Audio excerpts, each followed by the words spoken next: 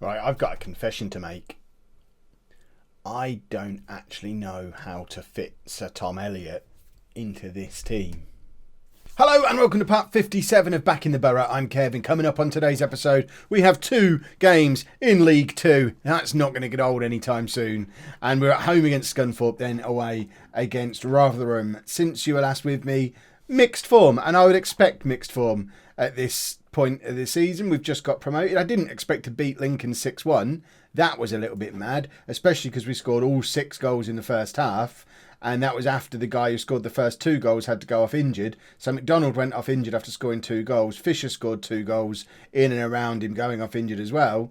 And then Sedwin Scott came on and got his 2 goals just before half-time as well. So Sedwin Scott can play in the Football League. We know that much. So that was a bit of a weird one. What was weirder is we then went and lost 2 games. The following 2 games against Crewe and Carlisle, despite playing so well against Lincoln, we were rubbish in those 2 games.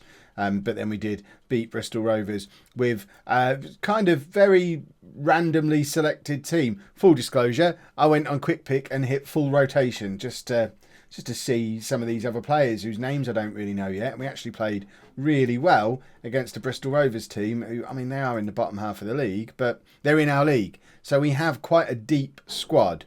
The league situation for us at the moment, we're not paying too much attention to it at this stage. We're only 4 games in, but we are nicely mid-table. And if we finish there, everyone is going to be very, very happy.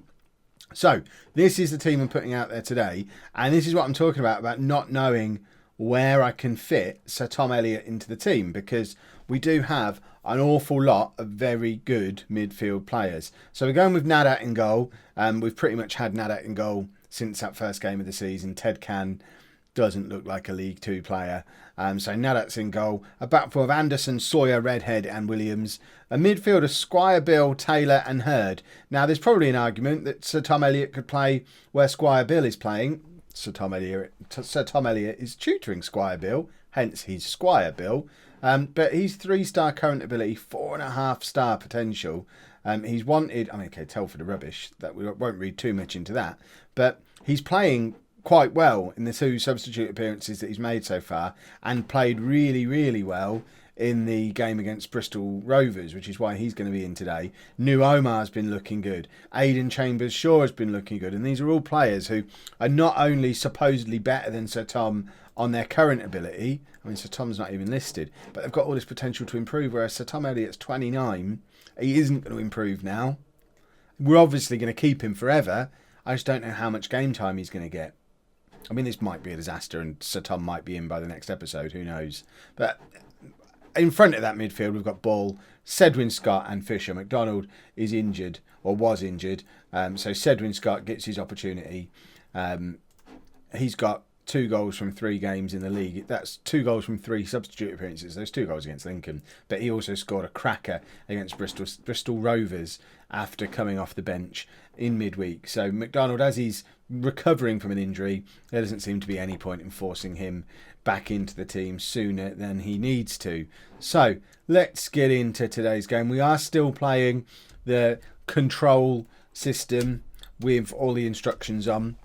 I am constantly keeping an eye on what's going on with Leicester in non-league to legend, and what's going on with Lollujo FC and the Twitch save that we've got, because in both of those saves we are being a little bit more flexible with mentality and team shape, and it seems to be working. So if at any point this seems to not be working and we're just getting found out because we're going too hard at some of these teams, then we'll adjust accordingly. But for now, if we can sit mid-table all season whilst attacking, that's obviously a lot more fun than doing it the boring way.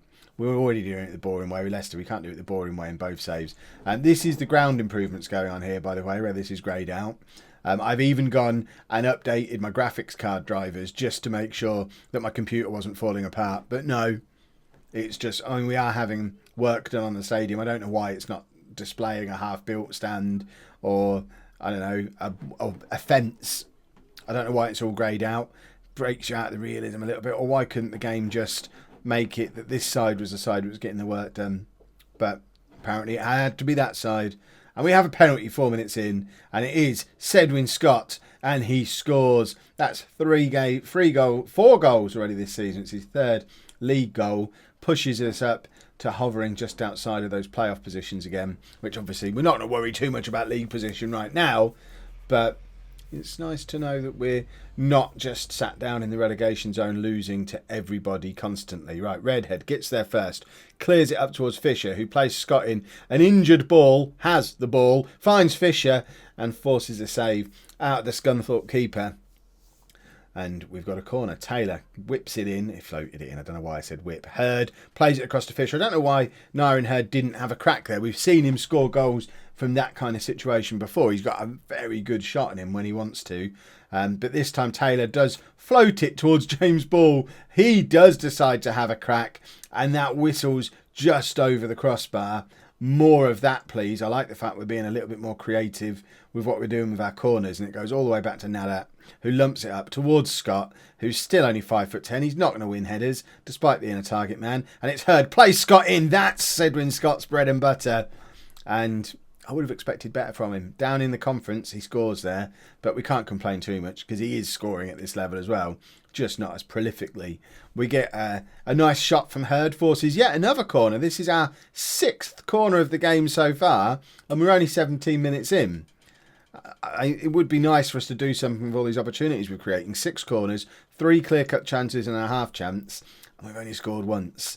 And that could be something that we end up ruining towards the end of this game. Or even now, we rue it immediately because they've scored with their first shot, really. I mean, it's their 3rd shot, but it's the first one I've seen. Have you seen any shots other than that one?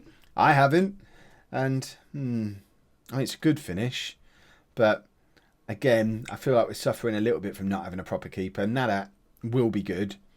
He's not good yet. He's roughly equivalent to Ted Can at the moment. The reason Nadat gets the nod ahead of Can is because Nadat has the potential to improve as the season goes on. Can, not so much. But neither of them are... I mean, they're both 2.5-star current ability, which for a position as important as goalkeeper is going to be problematic.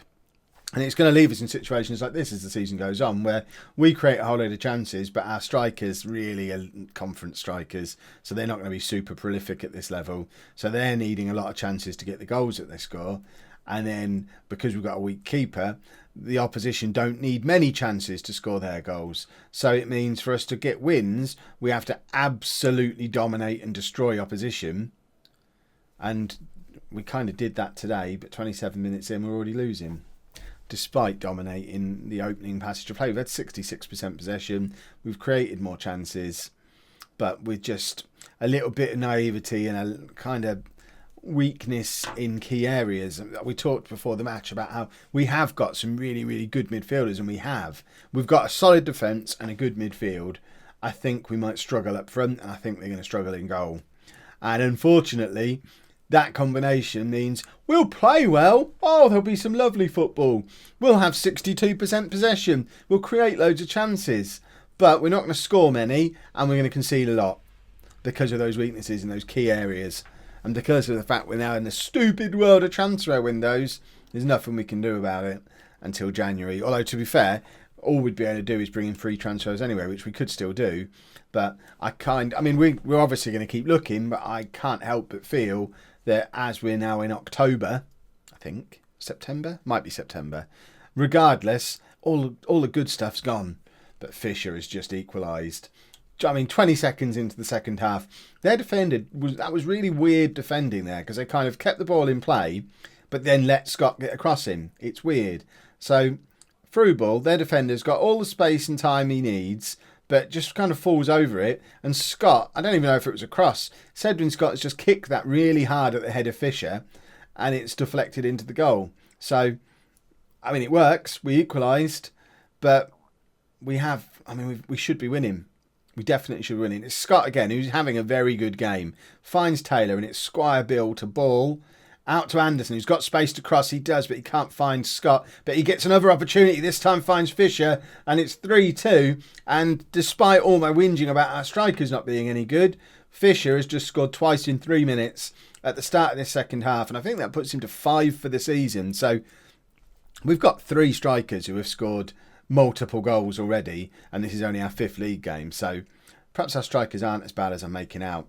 It just feels like we're creating an awful lot of chances for the goals that we score. Although, because those two, were they clear cut? They were not. So we're now in a situation where 3 clear cut chances, 3 goals scored. But at the other end, because now that's not very good, 3 clear cut chances for Scunthorpe. They've scored 3 goals as well. So I think this might be the season we finally see our first FM18 6-6 draw.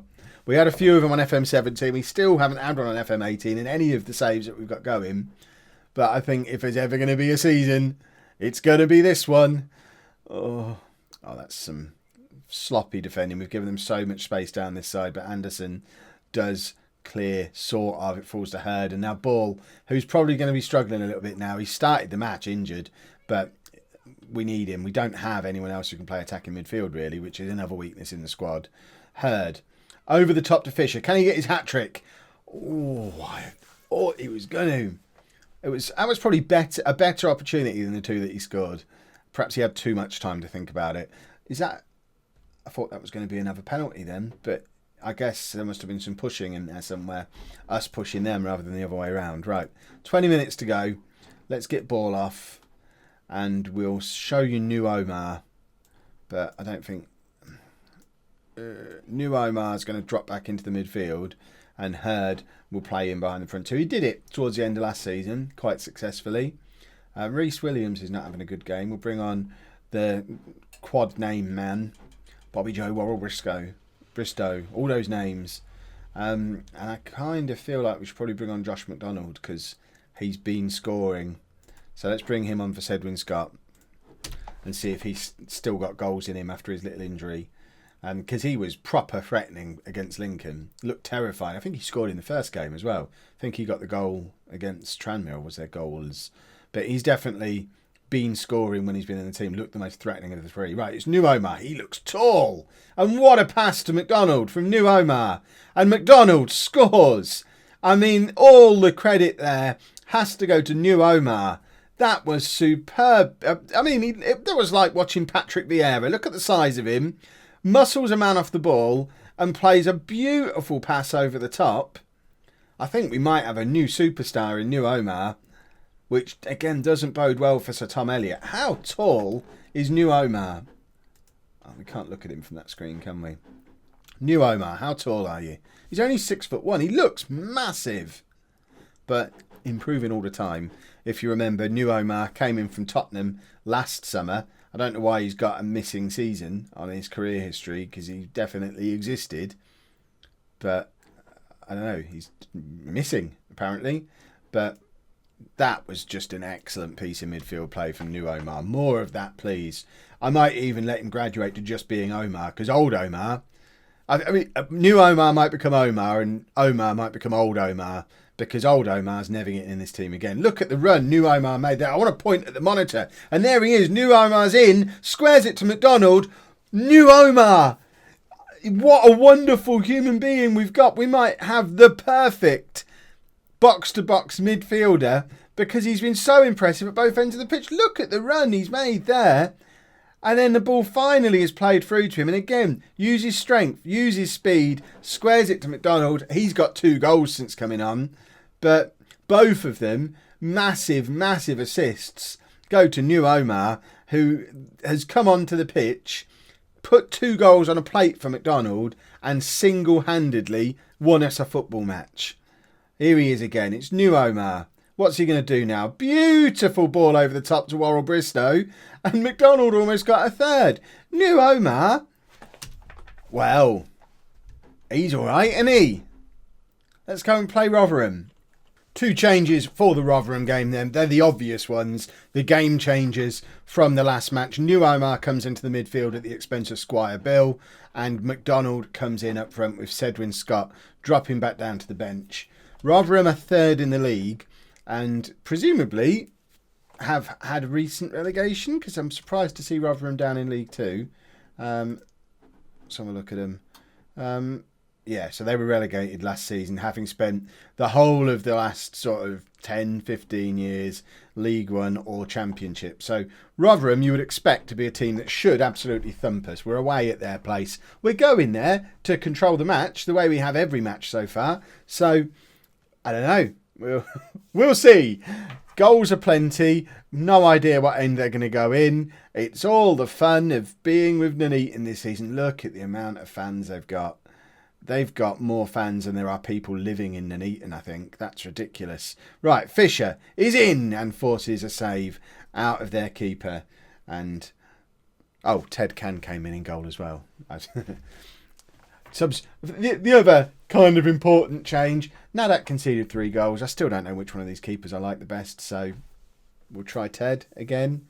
And if he concedes more than 3, I'd like to be able to bring another keeper in. There aren't any out there. I apologise for my hair today, by the way, as well. It's a little bit all over the place. If you follow me on Instagram or Twitter, you'll have seen the picture of me looking like an ice king from earlier today because I was out in the blizzard for like an hour and a half and it was just white, grey everywhere. Face, beard, eyebrows. So that's why my hair is a bit all over the place now.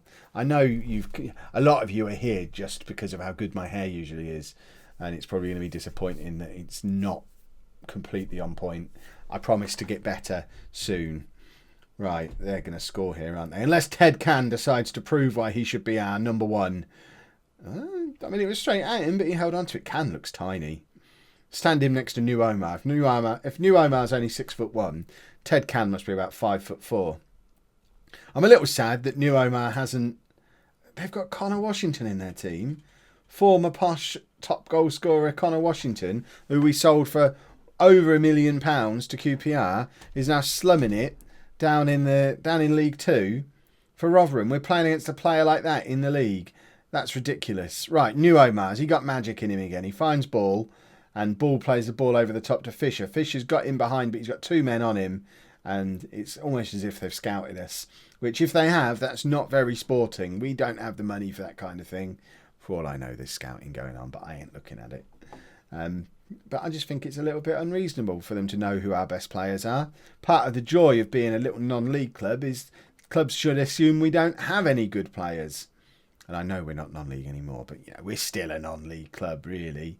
In fact, someone asked in the comments for yesterday's video, I think it was yesterday's video, oh, there's Connor Washington, predictably enough. Because I mentioned his name, you know how this works.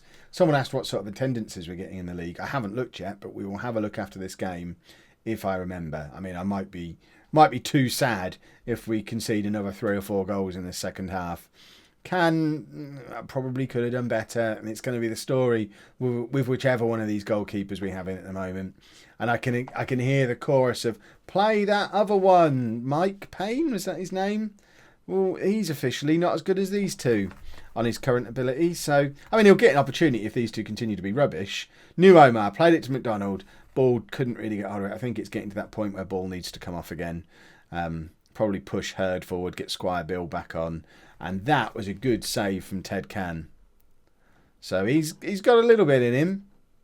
I'm not that disappointed about losing this game.